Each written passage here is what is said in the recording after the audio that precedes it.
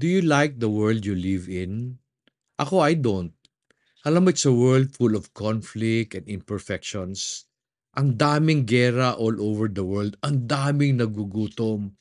Tapos sa personal life pa natin, ang daming pagsubok. Why did God make this world imperfect? If He is God, hindi ba niya kayang baguhin kung ano man ang nangyayari na masama sa mundo? As an all-powerful God, does He not have the power to make things better? Alam mo, continually there are typhoons devastating the country. Sa Luzon, sa Visayas, even sa Mindanao, marami ang namamatay, nawawalan ng negosyo, nasiraan ng ari-arian. These typhoons or calamities does not only affect those who do not believe in God, but also those who consider themselves followers of Jesus. Sinadya ba ni God na maapektuhan ka ng typhoon na 'to? Sinadya ba niya na merong masaktan at mamatay? I want you to know that hindi ito kagagawa ni God, but I will tell you why these things come. I am realizing that God has nothing to do with the imperfections of this world. Kasi when He created the earth in Genesis, He said that He created it good. Tingnan natin yung sinabi sa Genesis chapter 1 verse 31. It says, God saw all that He had made, and behold, it was very good. And there was evening, and there was morning, the sixth day. Every time God created a component in nature, Bible will tell us that God saw that they were good. But on the sixth day, when He created man, nung dinagdag niya ang tao in creation, He said, it is very good. It was man who made creation very good. Kaya I love reading Psalms chapter 8, verses 4 to 6. Kasi dito in-explain niya paano napaganda ng tao yung mundong ginawa niya. Let me read for you verse 4. What is man that you take thought of him, and the son of man that you care for him? Yet you have made him a little lower than God, and you crown him with glory and majesty. You make him to rule over the works of your hands. You have put all things under his feet. One of the most amazing thing I realize is that God created the earth for man. Kasi pinapaalaga niya ito sa kanya.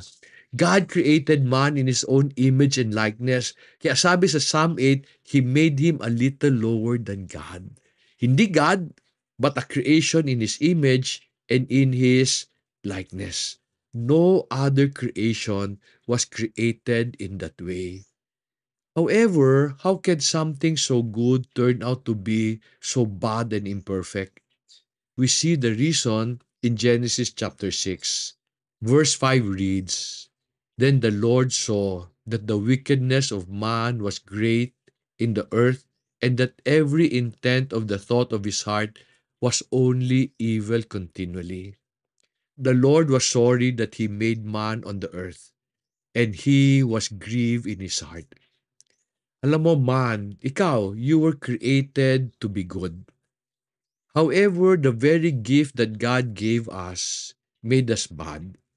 Free will. Free will was given to make our lives even better. Kaso lang, some people have decided to use it in the wrong way, to sin against the Lord. Ang lungkot no, that the man that made earth very good was the same man that made this world imperfect. Katulad na lang ng people would say na kaya maraming bagyo is because of global warming. Kasi daw konti na lang ang puno sa mundo, umiinit ang mundo. Pero sino may kagagawa niyan? Di ba yung tao, because we indiscriminately cut trees na walang hinto just to make some people rich, we now all suffer because the world has become imperfect because of the greed of man. Hindi si God ang gumawa ng imperfect world. We cause this on ourselves. Genesis chapter 6 verses 5 and 6 explain that man has a wicked nature. Saan nanggaling ito?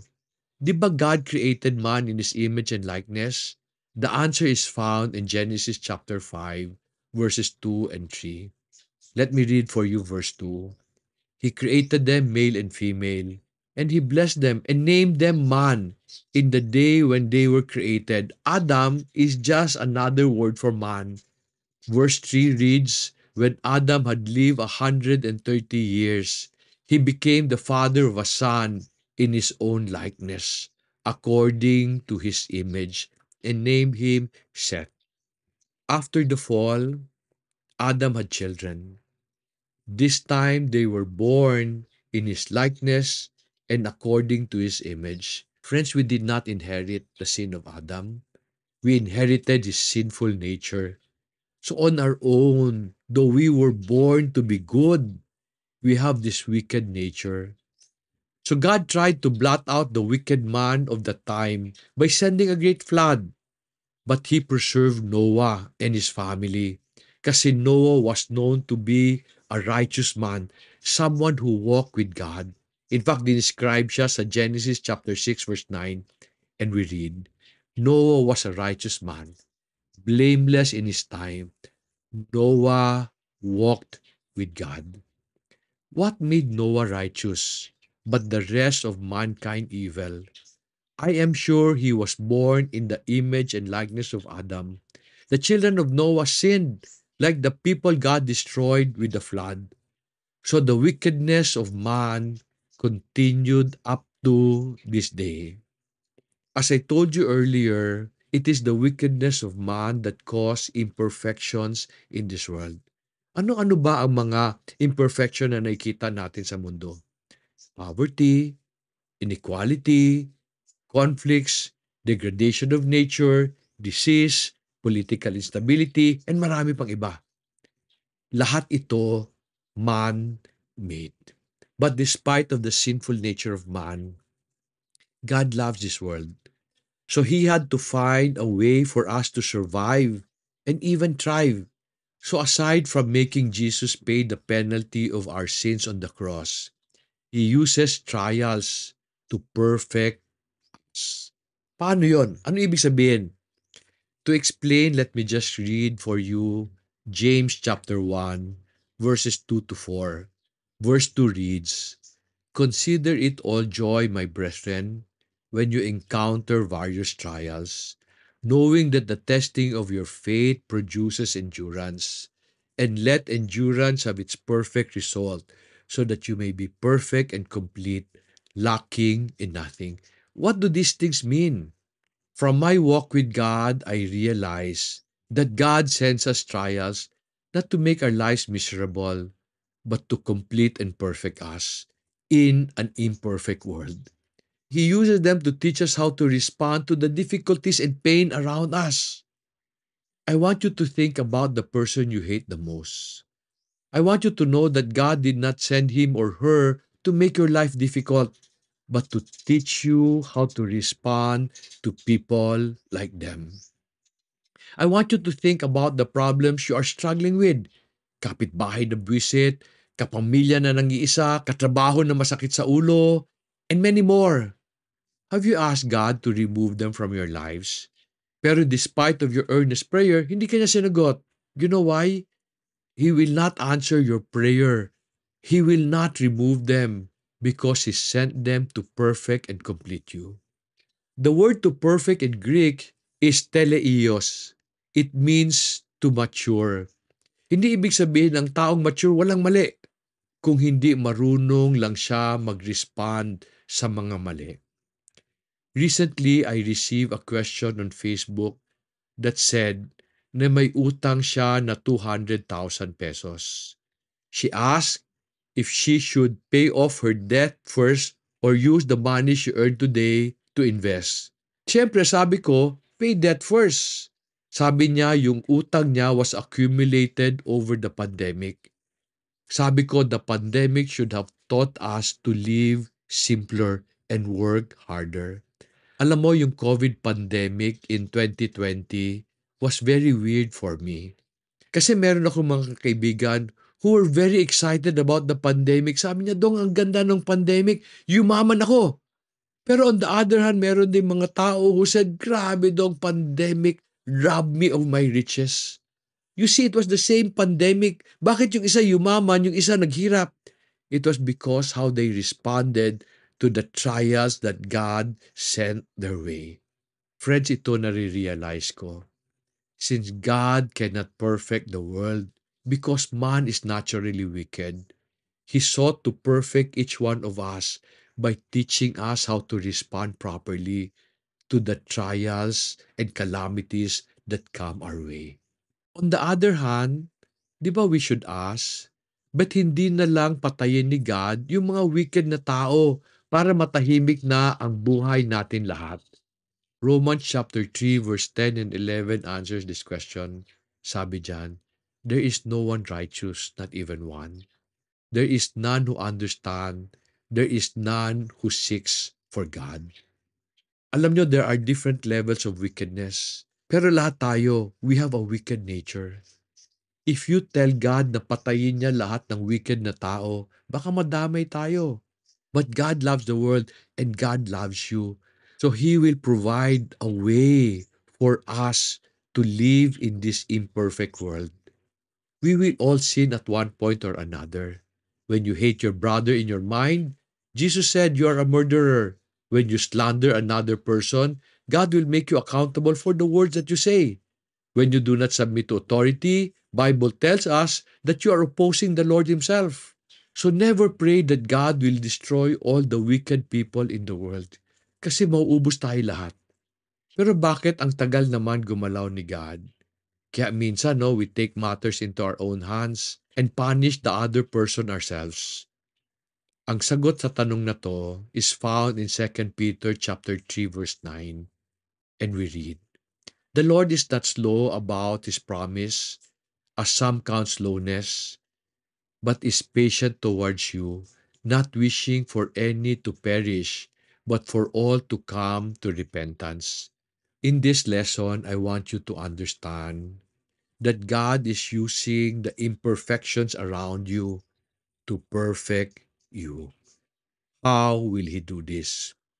Let's go back to James chapter 1, verses 2 to 4, and we read, consider it all joy, my brethren, when you encounter various trials, knowing that the testing of your faith produces endurance, and let endurance have its perfect result, so that you may be perfect and complete, lacking in nothing.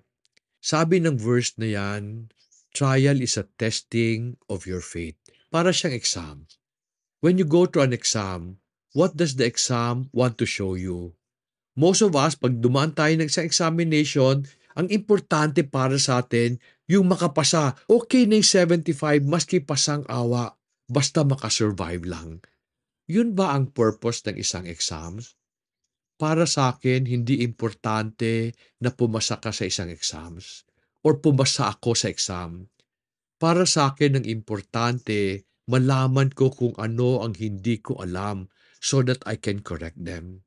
You know, when my children were still studying, when they were still in school, whenever they have an exam, I tell them to get the test paper from the teacher para alam nila kung ano ang hindi nila nasagot ng tama. I tell them, hindi importante na pumasa ka. Importante na malaman mo kung ano ang hindi mo alam para next time in the future, you will know better. Walang silbi ang pumasa kung hindi mo nabago yung mali. I believe this is the purpose of trials. Trials exposes kung ano ang kulang natin, kung ano ang imperfect sa atin. Trials exposes the things we need to correct so that we may respond to this imperfect world properly. Let me give you an example.